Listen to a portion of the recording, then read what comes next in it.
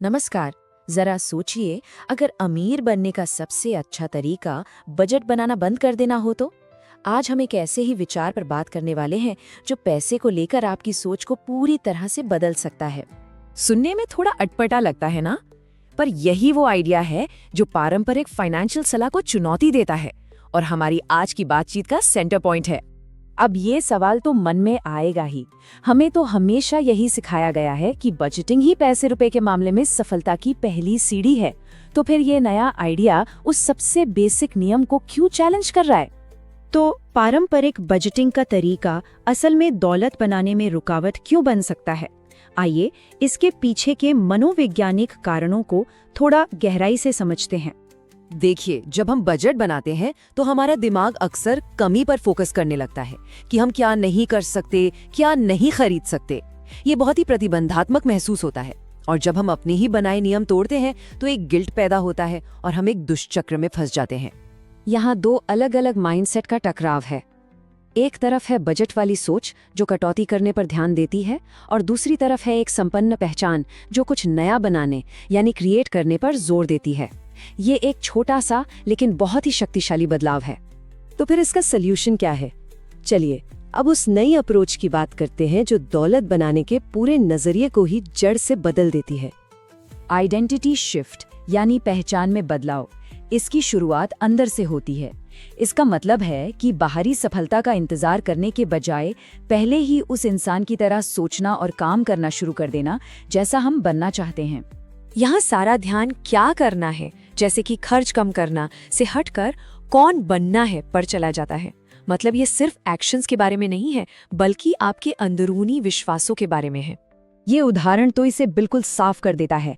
कामयाबी सिर्फ कुछ काम करने से नहीं मिलती, ये एक पहचान है। जैसे एक एथलीट एक चैंपियन की तरह सोचता है, वैसे ही एक आर्थिक रूप से सफल व्यक्ति सिर्फ पैसे बचाने की नहीं बल्कि वैल्यू बनाने के मौकों की तलाश करता है। ठीक है, थ्योरी तो समझ आ गई, पर इसे असल जिंदगी में कैसे उतारा जाए?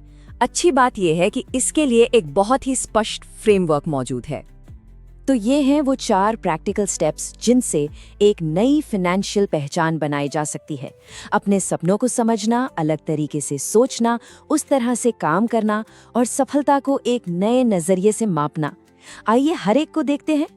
पहला कदम है अपनी नई पहचान का एक बहुत ही डिटेल्ड विजन तैयार करना। वो इंसान कैसे सोचता है, वो अपने समय और पैसे को लेकर कैसे फैसले लेता है। जितनी ज्यादा क्लैरिटी होगी उतना ही अच्छा होगा। दूसरे स्टेप में सारा खेल सवालों का है। ध्यान मैं क्या काट सकता हूँ से हटकर मैं कैसे बना सकता हूँ पर चला जाता है। ये सोच को कमी से निकालकर मौके की तरफ ले जाता है। ये सिर्फ सोचने के बारे में नहीं है, ये करने के बारे में है। अपने रोजमर्रा के फैसलों को, चाहे वो कितने भी छोटे क्यों ना हो, अपनी उस नई पहचान के साथ अलाइन करना जरूरी है। इस नए फ्रेमवर्क में सफलता को अलग तरीके से मापा जाता है। अब ये मायने नहीं रखता कि कितना बचाया गया, बल्कि ये मायने रखता है कि कितनी वैल्यू बनाई गई, कितने नए अवसर पैदा हुए या कितनी ग्रोथ हुई। तो चलिए इस पूरी शक्तिशाली बातचीत का सार निकालते हैं और देखते हैं कि सबसे बड़ी सीख क्या है।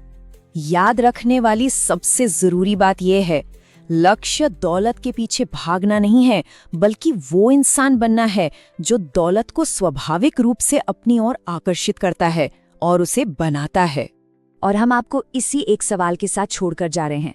अपने लक्ष्यों को पाने के लिए कैसा इंसान बनने की जरूरत है?